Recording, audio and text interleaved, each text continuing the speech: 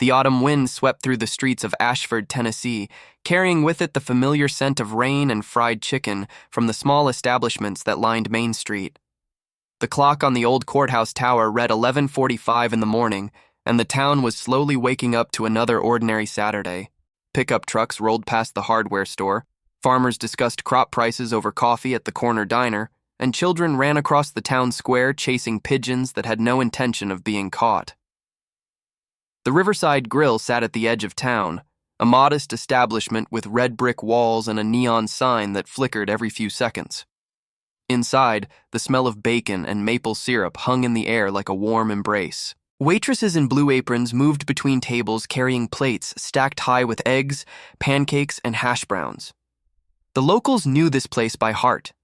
They knew which booth had the best view of the river, which waitress remembered your order without writing it down, and which table to avoid if you wanted a quiet meal. On this particular morning, the restaurant was busier than usual. A church group occupied 3 tables near the window, their laughter and conversation filling the room with a sense of community. A young couple sat in the corner booth, holding hands across the table and speaking in whispers that only lovers understand. An elderly man in overalls read the newspaper at the counter, occasionally glancing up to comment on the weather or the price of gasoline. The door swung open, and a figure stepped inside that immediately drew the attention of everyone in the room. He was tall, perhaps 6'3", with broad shoulders and arms that suggested years of physical labor. His leather jacket was worn but well maintained, covered in patches that told stories of places traveled and brothers lost. His jeans were faded, his boots scuffed from countless miles on the road. A gray beard covered his jaw, and his eyes, though kind, carried the weight of experiences most people would never understand. His name was Marcus Cole, and he had been riding motorcycles for 37 years. He had seen the sunrise over the Grand Canyon, felt the salt spray of the Pacific Coast Highway, and navigated the winding roads of the Appalachian Mountains more times than he could count. But today, he was simply a man looking for a warm meal and a cup of coffee. Marcus removed his helmet and tucked it under his arm as he scanned the room for an empty seat. The church group fell silent for a moment, their eyes following him with a mixture of curiosity and concern. The young couple in the corner booth exchanged glances, and the elderly man at the counter lowered his newspaper just enough to get a better look. A waitress named Betty, who had been working at the Riverside Grill for 23 years, approached Marcus with a warm smile. She was a woman in her early 60s, with silver hair pulled back in a neat bun and reading glasses that hung from a chain around her neck. "Good morning, sir. Table for one?" Marcus nodded. "Yes, ma'am. Somewhere quiet if you have it." Betty led him to a small table near the back of the restaurant, away from the main dining area. It was a spot usually reserved for those who wanted to eat in peace, and Betty had learned over the years to recognize when someone needed solitude. "Coffee? Black, if you do not mind." Betty smiled and walked toward the kitchen, her comfortable shoes making soft sounds against the tile floor. Marcus settled into his chair, placing his helmet on the seat beside him. He picked up the menu, though he already knew what he wanted. Eggs over easy, bacon, toast, and a side of grits. It was the same breakfast he had ordered at diners across the country, a simple meal that reminded him of home. The door opened again, and this time the atmosphere in the restaurant shifted noticeably. A woman entered, followed by what appeared to be an assistant carrying a designer handbag and a small dog in a carrier. The woman was in her late 50s, though she had clearly spent considerable money trying to appear younger. Her blonde hair was perfectly styled, her makeup flawless, and her clothing screamed expensive in a way that seemed almost aggressive. Diamond earrings caught the light as she moved, and her heels clicked against the floor with each step. Her name was Victoria Ashworth, and she was the widow of one of the wealthiest real estate developers in the region. She owned half the commercial properties in downtown Nashville, and she made sure everyone knew it. She had come to Ashford for a business meeting, and stopping at this small-town diner was not part of her plan. But her driver had insisted they needed fuel, and she had decided that coffee might help her patience. Victoria scanned the restaurant with an expression of barely concealed disgust. The decor was outdated, the patrons were clearly beneath her social standing, and the smell of cooking oil offended her refined sensibilities.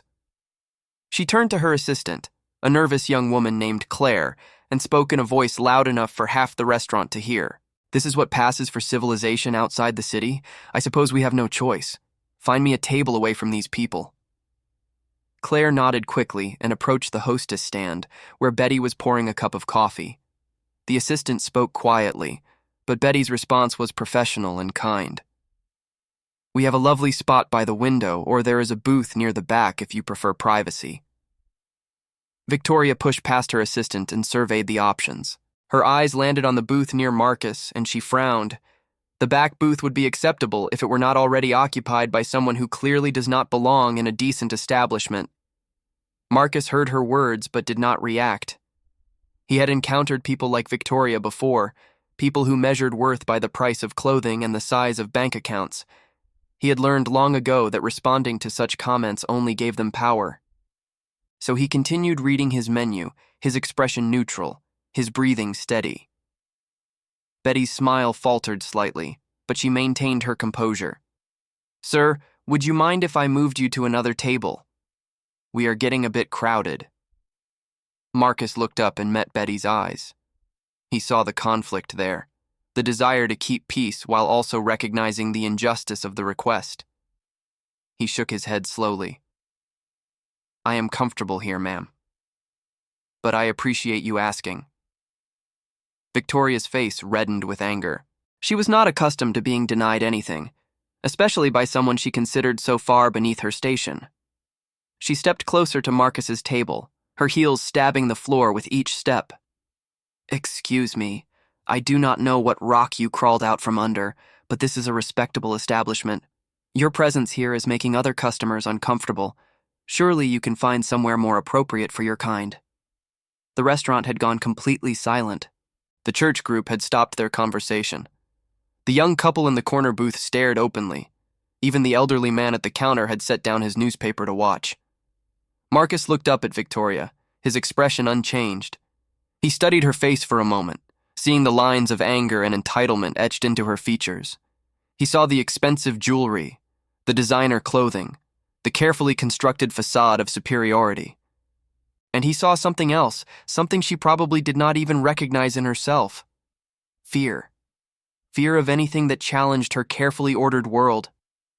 "Ma'am," he said quietly, "I mean no disrespect. I am just here for breakfast, same as everyone else." Victoria's eyes narrowed. "Same as everyone else?" "Do not insult my intelligence. You are covered in dirt and grease, you smell like a gas station, and you are wearing a jacket that looks like it belongs in a museum of bad decisions. You are not the same as everyone else. You are a vagrant, a hoodlum, and I refuse to eat my meal in the presence of someone so obviously beneath basic standards of hygiene and decency." The words hung in the air like poison. Marcus felt the weight of every eye in the restaurant on him. He saw the embarrassment on Betty's face, the discomfort of the other patrons, the barely concealed enjoyment of Victoria's assistant, who seemed relieved that the criticism was not directed at her. Marcus took a deep breath. He could have responded with anger. He could have listed his accomplishments, his service record, the charitable work he had done. He could have told her about the children he had helped, the veterans he had supported, the communities he had served. But he did none of those things. Instead, he simply reached for his helmet. Victoria's eyes followed the movement, and for the first time, she noticed something written on the back of the helmet. The words were painted in simple white letters, partially obscured by a layer of road dust. She squinted, trying to read them, but could not make out the full message. "What is that?" she demanded. "Some kind of gang symbol? A crude message from your criminal organization?" Marcus turned the helmet so she could see it clearly. He did not speak. He did not need to. The words spoke for themselves. The helmet read, "Helmets for Heroes, serving veterans and first responders since 2007. Below the text was a small logo showing an American flag intertwined with a motorcycle wheel, and beneath that another line, "In memory of those who gave everything." Victoria's face went pale. Her mouth opened, then closed again. For the first time in what might have been years, she found herself without words. Betty stepped forward, her voice soft but firm. Mr. Cole has been coming to this restaurant for 15 years. He founded a charity that provides support for wounded veterans and the families of fallen service members. He has helped raise over $4 million for causes most of us only read about in the newspaper. He served 3 tours overseas and received 2 Purple Hearts for his service to this country. The elderly man at the counter stood up slowly. I know who he is. My grandson came home from overseas with injuries that would have broken most men. Marcus and his organization were there for him when nobody else was. They helped him find work, helped him get the care he needed. My grandson is alive today because of men like him. The church group murmured in agreement. One of the women stood up, her voice trembling with emotion. My husband was a firefighter. He died in the line of duty 6 years ago. Mr. Cole and his group rode 300 miles to attend his funeral. They did not know us. They had never met us. But they came because that is what they do. They honor those who serve. Victoria stood frozen, her carefully constructed world crumbling around her. She had spent her entire life judging people by their appearance, their wealth, their social standing. She had surrounded herself with people who validated her prejudices and reinforced her sense of superiority. And now, in this small-town diner, surrounded by people she had dismissed as beneath her, she was confronted with a truth she had never considered. The clothes do not make the person. The appearance does not reveal the heart. And the value of a human being cannot be measured by the size of their bank account or the brand of their shoes. Check if you are already subscribed to this channel. Stories like this remind us that heroes do not always look the way we expect them to, and you do not want to miss what happens next. Subscribe now so you can be part of a community that celebrates courage, kindness, and the human spirit. Chapter 2. The silence in the Riverside Grill stretched on for what felt like an eternity. Victoria Ashworth stood perfectly still, her designer handbag clutched in her trembling hands, her face a mask of confusion and dawning shame. The words on Marcus Cole's helmet seemed to glow in the morning light, each letter a small accusation against everything she had believed about herself and the world. Marcus watched her with the same calm expression he had maintained throughout the encounter. He had seen this reaction before, though usually in different circumstances. He had seen it in the faces of young soldiers realizing the true cost of war, in the eyes of grieving families finding unexpected support, in the expressions of children understanding for the first time that strangers could be kind. Victoria's assistant, Claire, shifted uncomfortably beside her employer. She had worked for Victoria for 3 years, enduring countless humiliations and criticisms. She had witnessed Victoria demean restaurant servers, taxi drivers, hotel staff, and countless others who did not meet her impossible standards. But she had never seen Victoria rendered speechless. It was, Claire realized, almost beautiful to watch. Betty, the veteran waitress, approached the table with a fresh pot of coffee. She poured a cup for Marcus, her hands steady despite the tension in the room. Then she turned to Victoria, her expression neutral but not unkind. Would you still like a table, ma'am? Or perhaps you would prefer to continue on your way? It was not a dismissal exactly. Betty had been in the service industry too long to be openly rude to a customer, regardless of how that customer had behaved. But there was something in her tone that made clear the power dynamic had shifted. Victoria was no longer the arbiter of who belonged and who did not. In this small restaurant, in this small town, she was the outsider. Victoria opened her mouth to respond, but no words came. Her throat felt tight, her chest constricted. She was not accustomed to feeling small, to feeling wrong. Her entire identity was built on the foundation of her superiority, and that foundation had just developed a significant crack. The elderly man at the counter returned to his seat, but he kept his eyes on Victoria. His name was Walter Jenkins, and he had lived in Ashford his entire life. He had worked in the local factory for 40 years before retiring, raised 3 children, buried his wife, and now spent his mornings at the Riverside Grill because it reminded him of when life was simpler. Walter had seen many things in his 82 years. He had seen good people do bad things and bad people find redemption. He had learned that judgment was easy and understanding was hard. And he had developed a particular dislike for wealthy outsiders who treated his community like an inconvenience to be tolerated. But as he watched Victoria standing there, stripped of her armor of arrogance, he saw something else.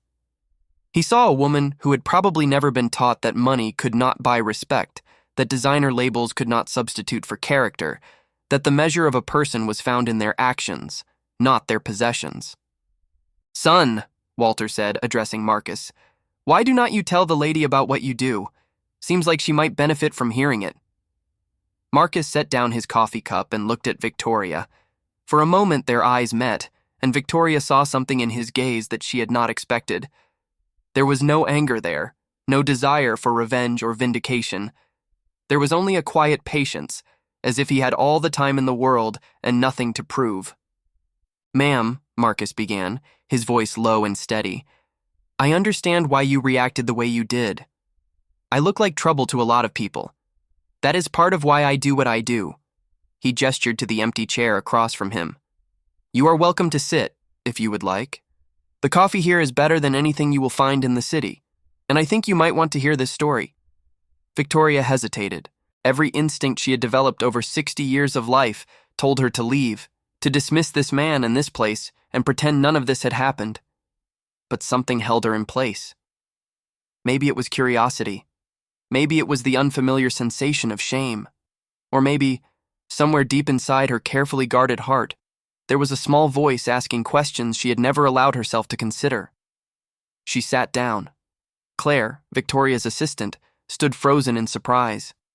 In 3 years of service, she had never seen Victoria accept an invitation from someone she had initially dismissed. She had never seen Victoria sit in a chair that was not perfectly positioned, at a table that was not immaculately set, in a restaurant that was not reviewed in prestigious publications. The church group returned to their conversation, though their voices remained low and their eyes continued to drift toward the unusual scene unfolding in the corner. The young couple in the corner booth leaned closer together, whispering about what they were witnessing.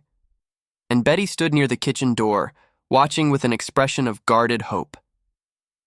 Marcus took a sip of his coffee and began to speak. "I was 22 years old when I enlisted. I thought I knew everything about the world. I thought I understood courage and sacrifice and honor. I did not understand anything." He paused, his eyes distant for a moment, lost in memories that never fully faded. "I spent 12 years in the service, 3 tours in places most Americans cannot find on a map. I saw things that changed me in ways I still do not fully understand. I lost friends who were closer to me than my own family. I came home to a country that did not know how to deal with people like me, to a system that failed the very men and women it was supposed to serve." Victoria listened in silence. She had never met anyone who had served in the military, at least not anyone she had recognized as such. Her social circle consisted of business executives, socialites, and various professionals who dealt with money and property and legal documents. The people who actually defended the country were abstractions to her, characters in news stories and political speeches. "When I got out," Marcus continued, "I was lost. I had skills that did not translate to civilian life and experiences I could not share with people who had never been there. I ended up on my motorcycle, just riding. No destination, no plan. Just trying to outrun the things in my head." He traced a finger along the edge of his coffee cup, his weathered hands telling their own story of hard work and harder times. "I met a man named Thomas outside a gas station in New Mexico. He was a veteran too, older than me, with a beard that made mine look like a teenager's attempt. He saw something in my eyes that he recognized. He did not ask questions. He just said, 'Follow me.'" Marcus smiled slightly at the memory. Thomas led me to a gathering of other veterans, other riders, men and women who had seen the same things I had seen and were trying to find their way back to the world. They called themselves the Honor Guard. They spent their time riding to the funerals of fallen service members, standing watch so grieving families did not have to face protesters or gawkers alone. They visited hospitals. They raised money for families in need. They did the work that nobody else was doing. I found my purpose with them. I found brothers and sisters who understood. And when Thomas passed away 5 years later, I took over the chapter. We grew from 12 riders to over 200. We have chapters in 6 states now. We have helped thousands of families and veterans, and we have never asked for recognition or praise. We do it because it is right." Victoria sat perfectly still, her untouched coffee growing cold in its cup. The story Marcus was telling contradicted everything she believed about people who looked like him. In her world, appearances were everything. A well-tailored suit indicated success. A luxury vehicle demonstrated achievement. And a leather jacket and motorcycle indicated failure, danger, or both. But here was a man who had sacrificed for his country, who had dedicated his life to helping others, who had built something meaningful from nothing. And she had dismissed him as a vagrant, a hoodlum, someone beneath basic standards of decency. The shame she felt was unlike anything she had experienced before. It was not the polite embarrassment of a social misstep or the annoyance of being proven wrong in a business negotiation. It was a deep, uncomfortable recognition that she had been cruel to someone who deserved respect, that she had judged without understanding, that she had allowed her prejudices to override her humanity. "Mr. Cole," she said, her voice barely above a whisper, "I do not know what to say." Marcus shrugged. "You do not have to say anything, ma'am. I did not tell you that story to make you feel bad. I told you because sometimes people need to hear that the world is more complicated than it looks, that the man in the leather jacket might be a hero, and the woman in the designer dress might be struggling with things nobody can see." Victoria's eyes widened slightly. She had not expected empathy from this man she had insulted. She had expected anger, or at least cold satisfaction at her discomfort. Instead, he was offering her something she had not known she needed: understanding. "We all make judgments," Marcus continued. "It is human nature. We see someone and we think we know their story based on what they are wearing or driving or how they speak, but we are almost always wrong. Every person we meet has a life we know nothing about, battles they are fighting, stories that would break our hearts if we heard them." He leaned forward slightly, his voice dropping. "You called me a vagrant and a hoodlum. That hurt, I will not lie. But I have been called worse. And I have learned that the words people use to describe others often tell us more about the speaker than the subject. So I am not angry at you, ma'am. I am curious about you. What made you so quick to judge? What are you carrying that makes you need to put others down to feel okay?" The question hung in the air between them, as uncomfortable as it was profound. Victoria felt tears prickling at the corners of her eyes, an alien sensation that she quickly suppressed. She had not cried in decades, had trained herself to view emotional displays as weakness. But something about this moment, this conversation, this unexpected confrontation with her own prejudices, was breaking through defenses she had spent a lifetime building. Betty approached the table with 2 plates of food. "I took the liberty of putting in your usual order, Mr. Cole. And I brought some pancakes for the lady, in case she is hungry." Victoria looked at the plate in front of her. Fluffy, golden pancakes, a small pitcher of maple syrup, a pat of butter melting slowly on top. It was simple food, honest food, the kind of food she had not eaten in years because it did not fit her carefully controlled diet or her image of sophisticated dining. "Thank you," she said to Betty, the words feeling strange in her mouth. She was not accustomed to thanking service workers with genuine gratitude. Betty nodded and walked away, leaving Victoria and Marcus in their strange bubble of unexpected connection. The morning light shifted as clouds moved across the sun, casting changing shadows across the restaurant floor. Outside, a pickup truck rumbled past, and somewhere in the distance, a dog barked at something only it could see. The world continued its ordinary business, unaware that inside the Riverside Grill, something small but significant was happening. Victoria picked up her fork and took a bite of pancake. It was delicious, better than any expensive breakfast she had eaten in years. The simple pleasure of good food, prepared with care by people who took pride in their work, reminded her of something she had forgotten long ago. Before her husband's death, before the wealth and the properties and the social climbing, she had been a different person. She had grown up in a small town not unlike Ashford, the daughter of a mechanic and a school teacher. She had eaten pancakes at local diners, had known her neighbors by name, had valued people for their character rather than their bank accounts. Somewhere along the way, she had lost that person. She had become someone her younger self would not recognize, someone who measured worth in dollars and dismissed humanity in favor of status. The realization was not pleasant, but it was, perhaps, necessary. Chapter 3. The Riverside Grill had returned to something resembling normalcy. The church group had resumed their animated discussion about the upcoming charity auction. The young couple in the corner booth were sharing a piece of apple pie, their earlier tension replaced by comfortable silence. Walter Jenkins had returned to his newspaper, though he still glanced occasionally at the unlikely pair seated near the back of the restaurant. Victoria Ashworth had finished her pancakes, surprising herself by eating every bite. She could not remember the last time she had cleaned her plate. In her usual dining establishments, she would take a few delicate bites, push the food around to create the illusion of eating, and then have the server remove the plate while commenting on how filling the portion had been. But here, in this simple restaurant, with its worn tables and honest food, she had eaten like a person who was actually hungry. Marcus Cole watched her with quiet amusement. He had seen this transformation before, though usually in different contexts. He had seen hardened veterans break down at the sight of the American flag. He had seen grieving widows find unexpected laughter at a shared memory. He had seen children from broken homes discover that not all adults were dangerous. The human capacity for change, he had learned, was both more fragile and more resilient than most people believed.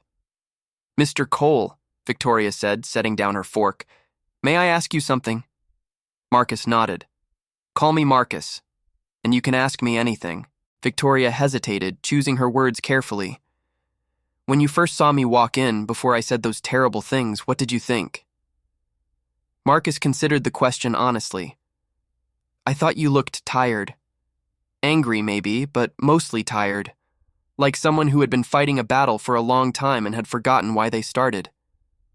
Victoria blinked, startled by the accuracy of his observation. "How could you possibly know that?" "I did not know it. I just saw it." "Same way I can see when a fellow veteran is struggling, or when a widow is putting on a brave face, or when a kid is scared but trying not to show it. You learn to read people when you spend enough time with people who are hurting." Victoria looked down at her empty plate, her reflection distorted in the small pool of remaining maple syrup. She had spent years perfecting her public image, building walls to hide behind, presenting a face to the world that admitted no weakness and invited no intimacy. And this stranger, this man she had dismissed as beneath her, had seen through all of it in a single glance. "My husband died 4 years ago," she said, the words coming out before she could stop them. "Heart attack." He was at his desk, working on a deal that would have made us even richer than we already were.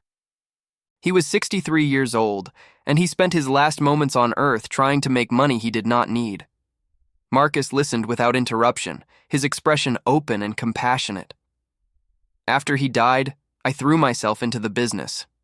I told myself it was to preserve his legacy, to honor his memory. But really, I was running. Running from the grief, from the loneliness, from the terrifying realization that I had spent 40 years married to a man I barely knew. We had success and wealth and everything money could buy, but we did not have a real marriage.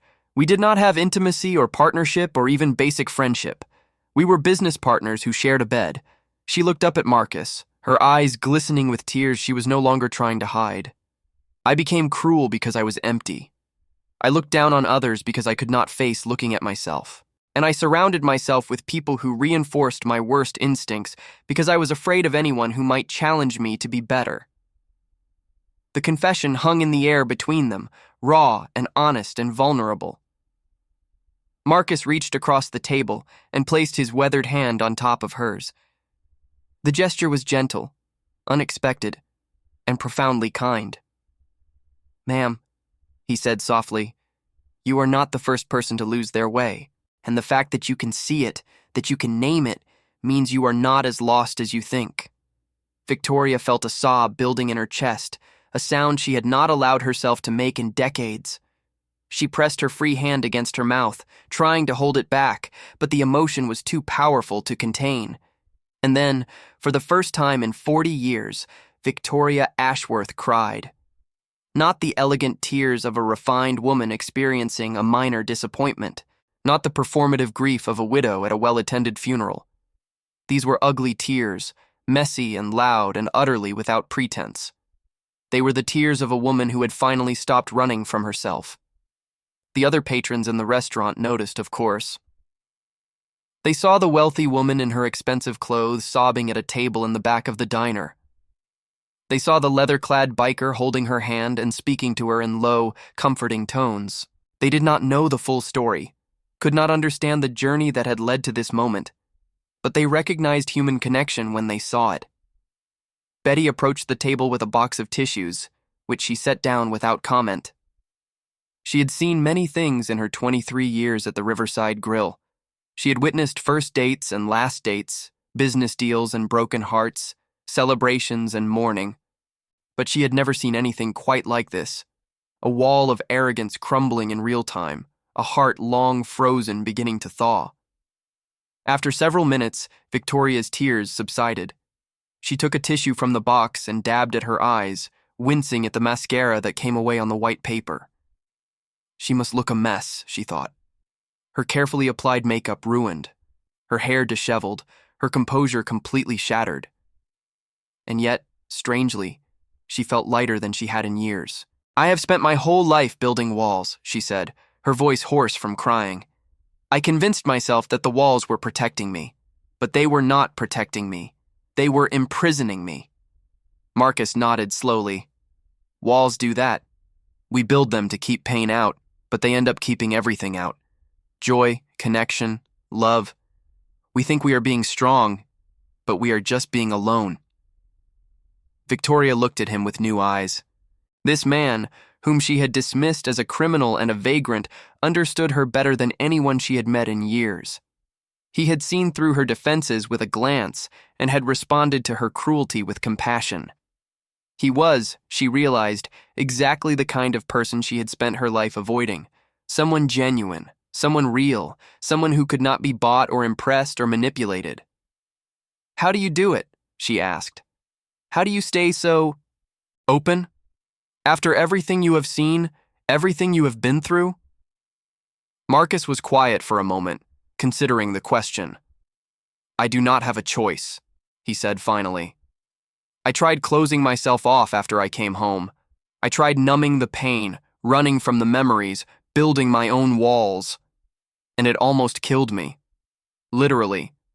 I was in a dark place for a long time, drinking too much, riding too fast, picking fights I could not win." He looked out the window at the gray autumn sky. "What saved me was connection. Other veterans who understood. Brothers and sisters who had been where I had been. We held each other up when we could not stand alone. We listened when nobody else would. We showed each other that it was possible to come back from the darkness." He turned back to Victoria. "So I stay open because I have to. Because closing myself off means dying slowly. Because the pain of connection is better than the emptiness of isolation. And because I have seen too many good people lose that battle to think I am somehow above it." Victoria absorbed his words, feeling them settle into places in her heart that had been empty for too long. She thought about her life, her choices, the person she had become.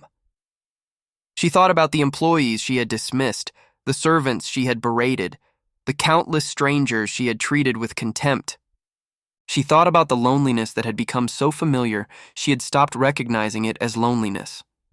If you are watching this story and feeling something stirring in your heart, pause for a moment. Leave a comment saying this phrase. Sometimes the people we judge are the ones who can teach us the most.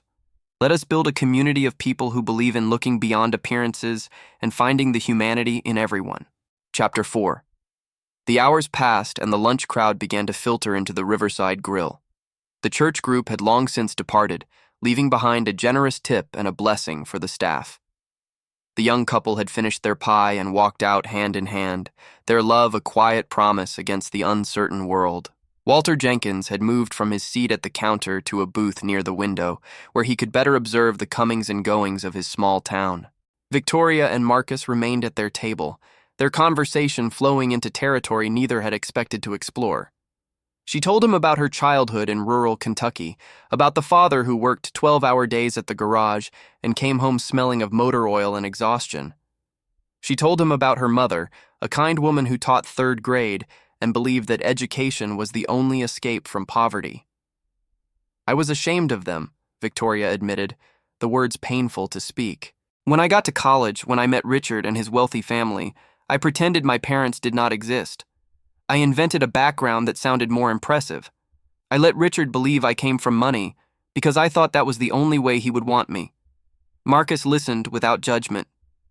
"And your parents?" Victoria's face crumpled. "My father died of a heart attack when I was 30. I had not spoken to him in 6 years. My mother died 10 years later. Alone in a nursing home I rarely visited. I told myself I was too busy, that the business needed me, that she would understand. But she did not understand, and neither did I, until it was too late." The confession released something dark and heavy from her chest. She had never told anyone the full truth about her family, had maintained the fiction of her privileged background, even after Richard's death. The lie had become so integral to her identity that she had almost forgotten it was a lie. "We all carry regrets," Marcus said gently. "The question is what we do with them. Do we let them define us, or do we let them teach us?" Victoria shook her head. "What is there to learn? I abandoned my parents. I denied where I came from. I built my entire life on a foundation of shame and deception. What possible lesson could that hold?" Marcus leaned back in his chair, his eyes thoughtful. "Maybe the lesson is that it is never too late to be honest, that the walls we build to protect ourselves from judgment end up judging us more harshly than anyone else could, that the person we are ashamed of being might actually be the person we need to become." Victoria stared at him.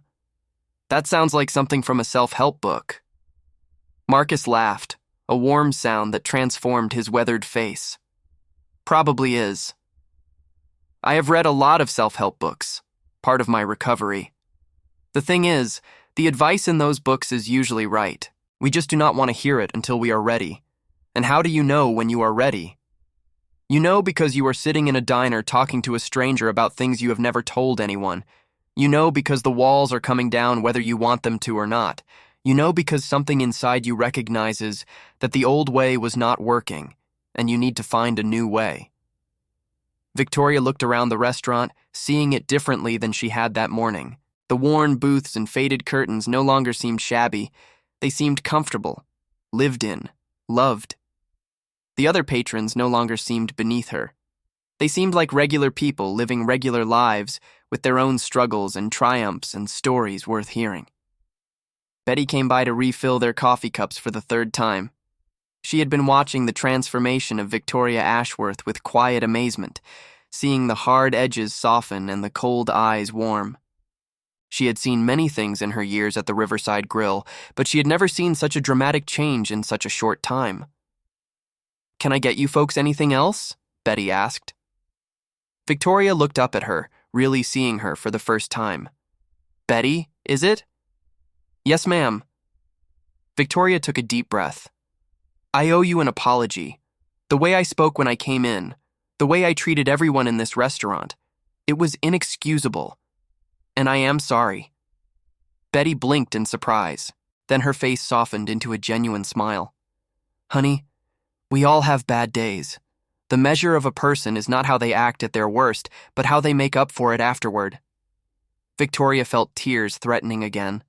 In her world, apologies were signs of weakness, admissions to be exploited. But here in this simple restaurant, an apology was simply an apology, accepted without agenda or calculation. Marcus stood up from the table, stretching his tall frame. "Ma'am, it has been a pleasure talking with you. But I have got to get back on the road. Got a charity event in Memphis tomorrow, and it is a long ride." Victoria stood as well, suddenly reluctant to see him go. The conversation they had shared felt unfinished, though she could not have said what remained to be said. She had learned more about herself in the past few hours than in the previous decade, and the teacher was about to disappear down a highway she would never travel. "Marcus," she said, her voice uncertain, "how can I ever thank you? For listening, for understanding, for not giving me what I deserved. Marcus picked up his helmet and tucked it under his arm. You can thank me by being different, by looking at the next person you meet and seeing them as a person, not a category. By remembering this conversation when you are tempted to judge someone by their clothes or their job or their accent. He reached into his jacket pocket and pulled out a worn business card, which he pressed into her hand. And if you ever want to learn more about what we do, or maybe even get involved, that is my number. We can always use people with resources and influence who actually care about making a difference. Victoria looked at the card. It was simple, bearing only a name, a phone number, and the logo of the Helmets for Heroes organization. It was nothing like the embossed, expensive business cards in her designer wallet, but it represented something more valuable than any business deal she had ever made. I do not know if I am capable of being different, she admitted. I have been this way for so long. Marcus smiled, the expression transforming his weathered face into something almost handsome. None of us know what we are capable of until we try, and sometimes the person we become surprises us more than anyone else. He extended his hand and Victoria took it. His grip was firm but gentle, the handshake of someone who had nothing to prove. They stood there for a moment, two strangers who had briefly become something more, united by an unexpected connection in an ordinary place. Then Marcus turned and walked toward the door, his boots making solid sounds against the tile floor. The other patrons watched him go, their expressions a mixture of respect and curiosity. He pushed open the door and stepped out into the afternoon light, where his motorcycle waited patiently in the parking lot. Victoria watched through the window as he mounted the bike, put on his helmet, and started the engine. The sound of the motorcycle was loud and powerful, a declaration of freedom and purpose. Marcus gave a small wave toward the window, then pulled out of the parking lot and headed for the highway. Victoria stood at the window for a long time after he had disappeared from view, the business card still clutched in her hand. Chapter 5. The drive back to Nashville was unlike any Victoria had experienced in recent memory.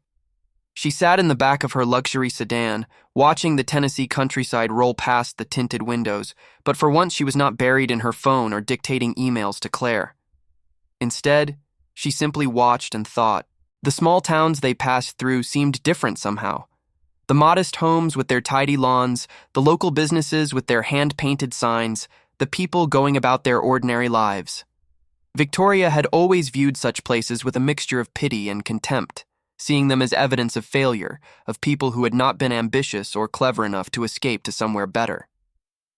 But now she wondered, were these people really failures, or had they simply chosen a different kind of success? Were their lives really inferior, or just different? And what had her own version of success cost her? Claire sat in the front seat beside the driver, stealing occasional glances at her employer through the rearview mirror. Victoria had been silent since they left the restaurant, her face showing an expression Claire had never seen before. It looked almost like peace. "Ma'am?" Claire ventured finally. "Are you feeling all right?" Victoria turned from the window. "Claire, how long have you worked for me?" 3 years, ma'am. And in those 3 years, have I ever asked you anything personal? Have I ever shown any interest in your life outside of work?" Claire hesitated, unsure how to answer. The truth was that Victoria had never shown the slightest interest in her as a person.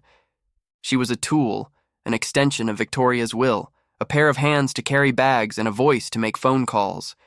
She had often wondered if Victoria even knew her last name. "No, ma'am," Claire admitted finally. "You have not." Victoria nodded slowly. "Tell me about yourself. Where are you from? Do you have family?" Claire was so surprised that she nearly dropped her phone. She had prepared herself for many things in her 3 years of employment, but this conversation had never been among them. "I grew up in Knoxville," she said cautiously. "My parents still live there. I have 2 younger brothers, both in college. I moved to Nashville after graduating because I wanted to work in hospitality, but the jobs did not pay enough to cover my student loans, so I took this position."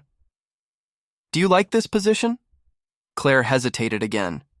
This was dangerous territory. Honesty could cost her the job, but lying felt suddenly impossible in the strange new atmosphere of the car. "I appreciate the opportunity," she said carefully. But no, ma'am. I do not like it. I do not like being spoken to as if I am invisible. I do not like being blamed for things that are not my fault. I do not like spending my days anticipating what might make you angry instead of doing meaningful work.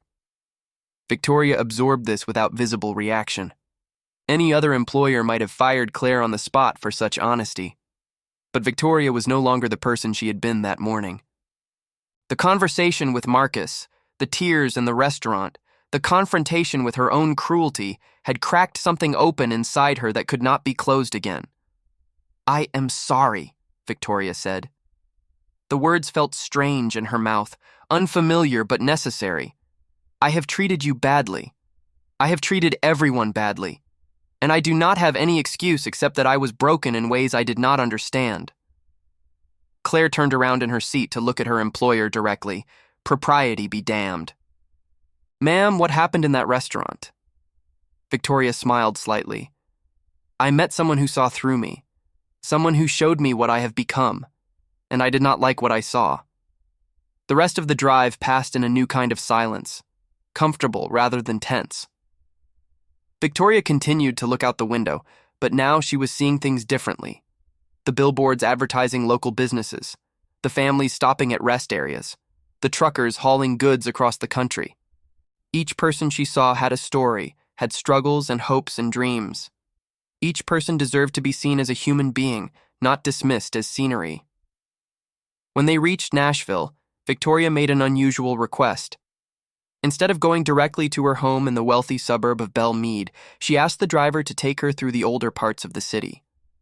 She wanted to see the neighborhoods she usually avoided, the communities she had spent years overlooking.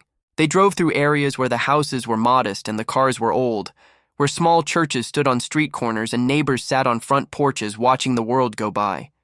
They passed community centers and public schools, local barbershops and corner groceries. They saw children playing in yards and elderly couples walking hand in hand. Victoria watched it all with new eyes, recognizing for the first time the richness that existed in places she had dismissed as poor.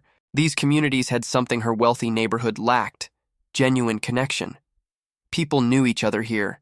They watched out for each other. They shared meals and stories and struggles. They had what she had spent 40 years pursuing and never found: belonging. "Pull over here," Victoria said suddenly. The driver looked uncertain, but obeyed, stopping in front of a small community center with a hand-painted sign that read, "Veterans Assistance Program."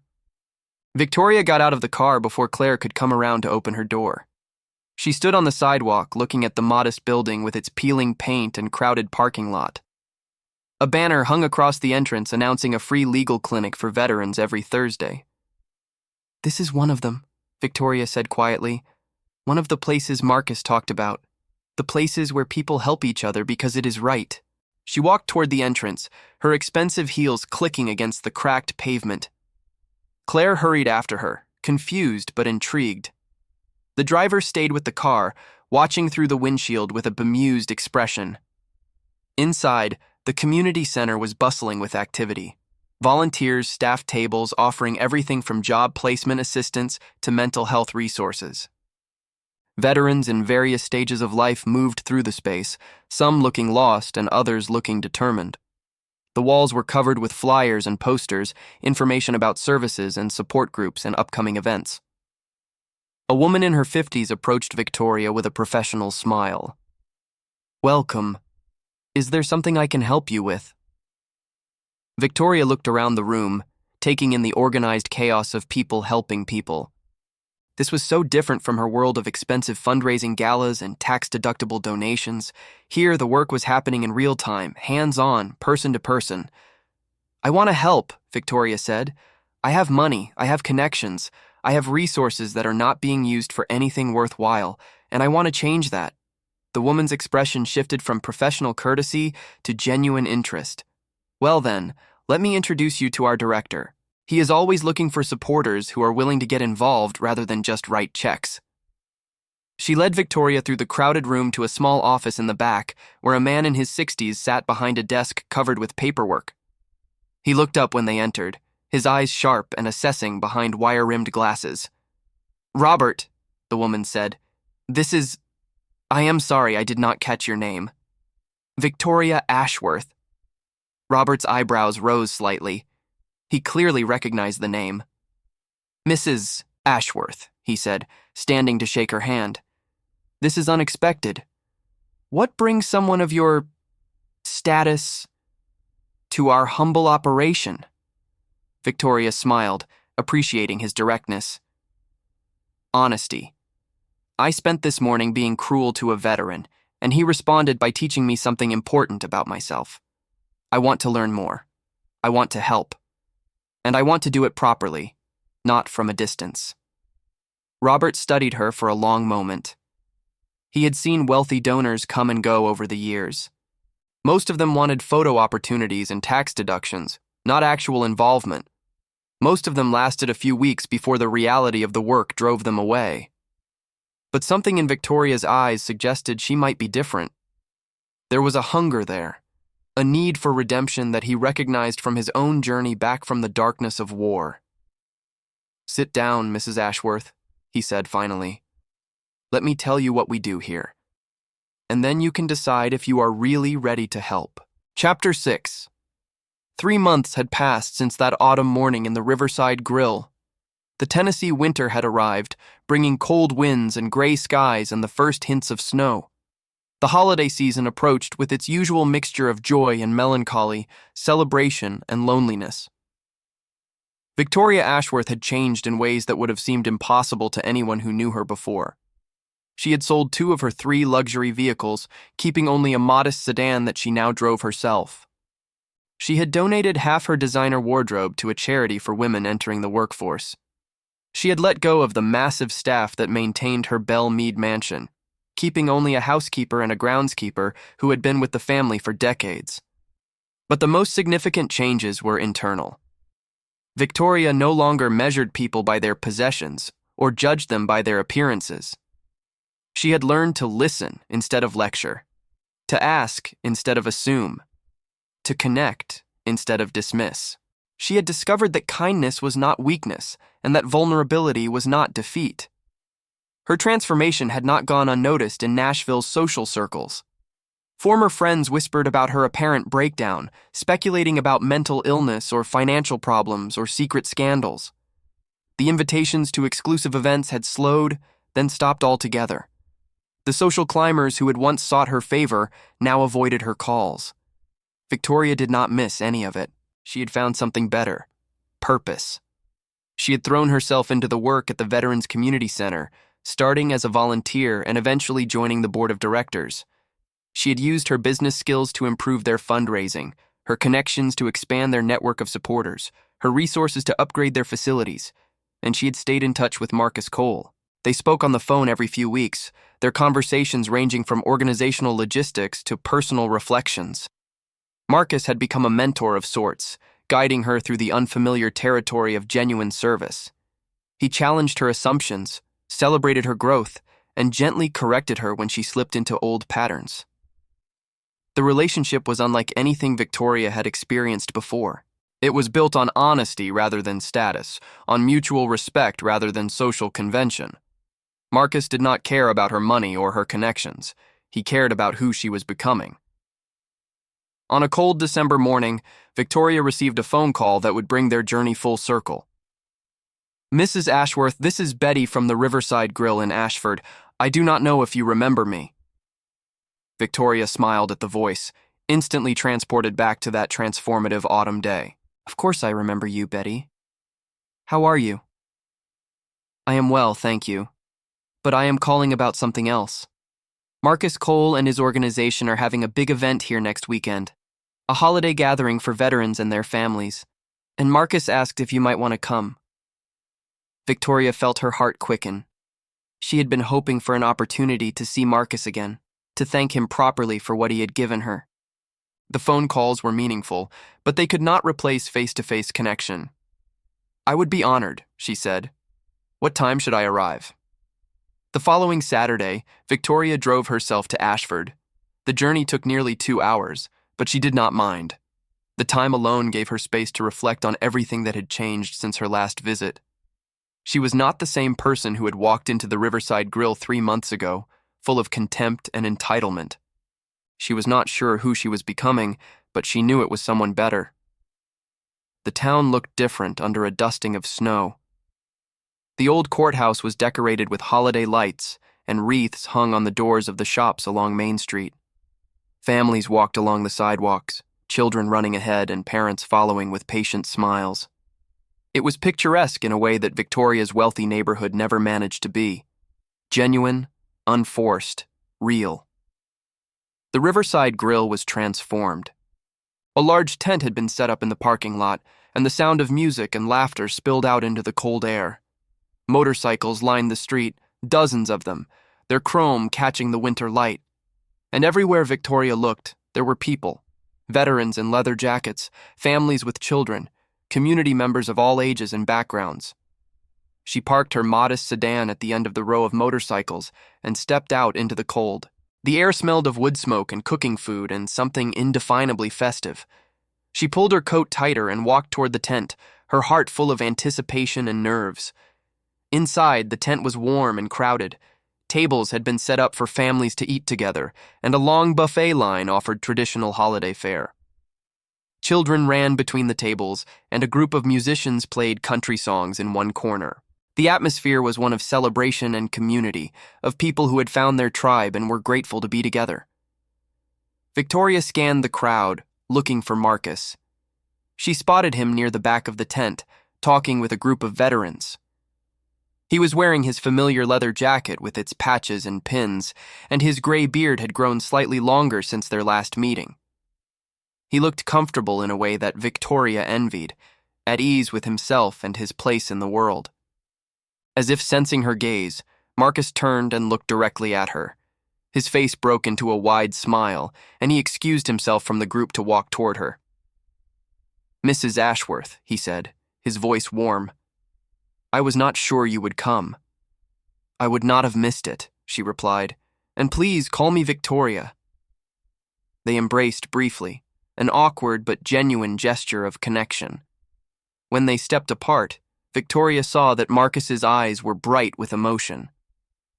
"I want to show you something," he said. "Come with me." He led her through the crowded tent to a smaller area that had been set up as a display. The walls were covered with photographs and testimonials, stories of veterans helped by the Helmets for Heroes organization. Victoria recognized some of the names from her work at the community center in Nashville. Families she had helped support, veterans she had personally assisted. "This is what we do," Marcus said. "Not just the big events, but the daily work. The phone calls at 2 a.m, the hospital visits, the job interviews and housing assistance and endless paperwork. We show up when nobody else will, and we keep showing up until things get better." Victoria studied the photographs, seeing faces she knew and faces she did not.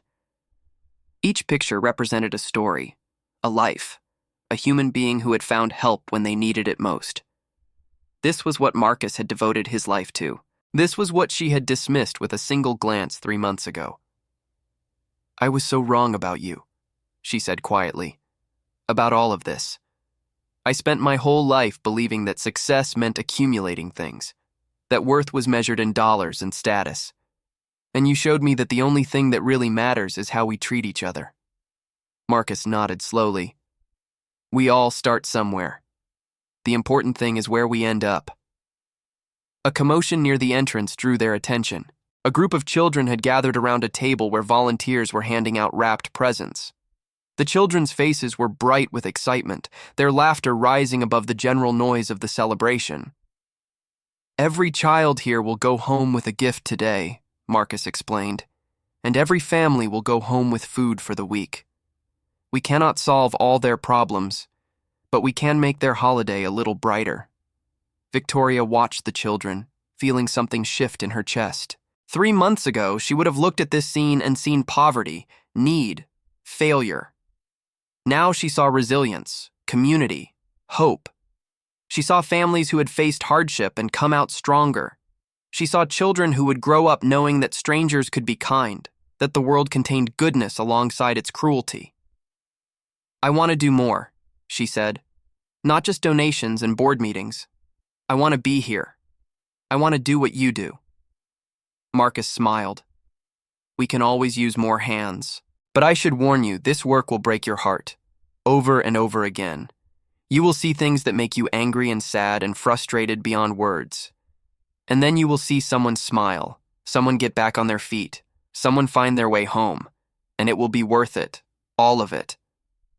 Victoria nodded, accepting the challenge.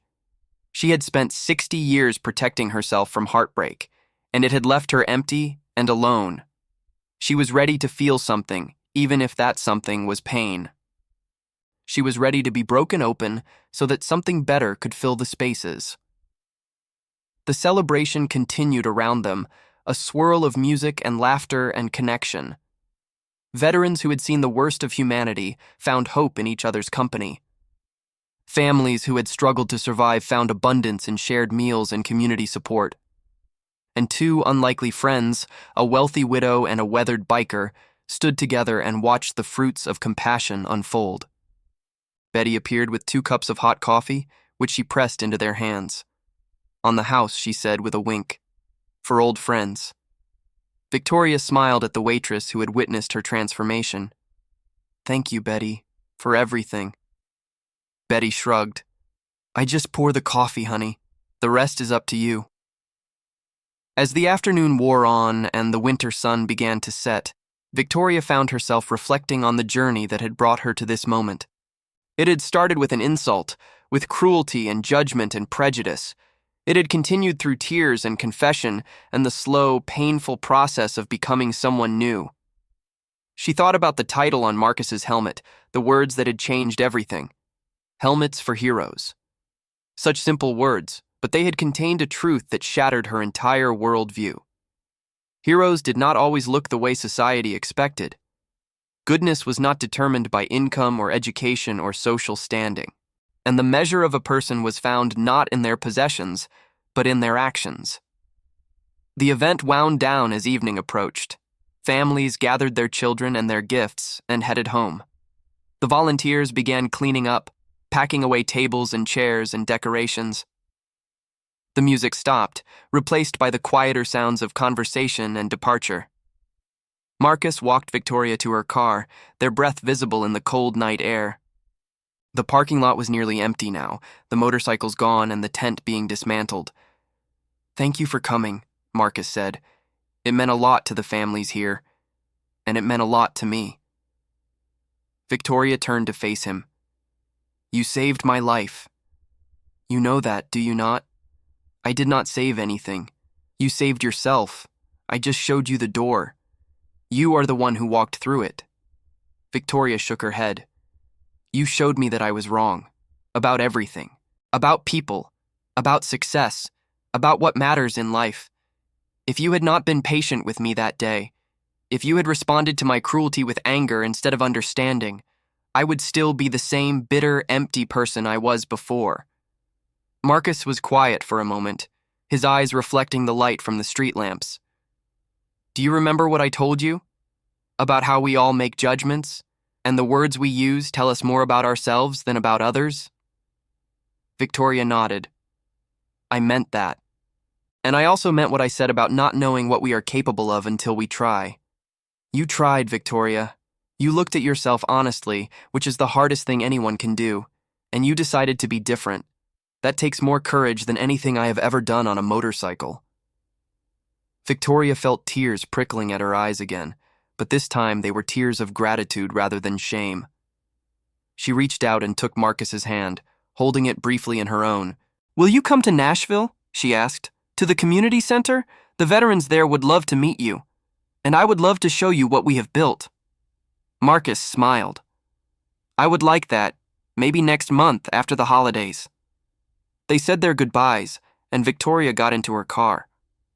As she drove away from Ashford, she watched the town disappear in her rearview mirror, the lights growing smaller and then vanishing entirely. But she knew she would be back. She knew that the connection forged in that small town diner was just the beginning of something larger, something meaningful, something that would define the rest of her life. The highway stretched out before her, dark and quiet and full of possibility. The same highway she had traveled 3 months ago, full of contempt and entitlement, seeing nothing but her own reflection in the tinted windows. Now she saw everything differently. Every light in every window represented a story. Every car on the road carried a human being with hopes and fears and dreams. Every town she passed contained communities like Ashford, filled with ordinary people doing extraordinary things for each other. Victoria Ashworth had been given a gift that money could not buy: the chance to start again, to become someone better, to spend whatever years she had left building connections instead of walls, showing kindness instead of contempt, seeing the humanity in everyone she met. And it had all started with an insult in a restaurant, a man in a leather jacket, and 4 words written on a helmet that changed everything. If you watch this far, it is because this story touched something in your heart. Leave a comment saying, "I watched this far." Let me know who you are and where you are watching from. This channel is built on stories of courage, kindness, and transformation, and I want to know who is part of this community. Do not forget to like this video if it moved you and share it with someone who needs to hear this message. Sometimes the people we judge are the ones who can teach us the most.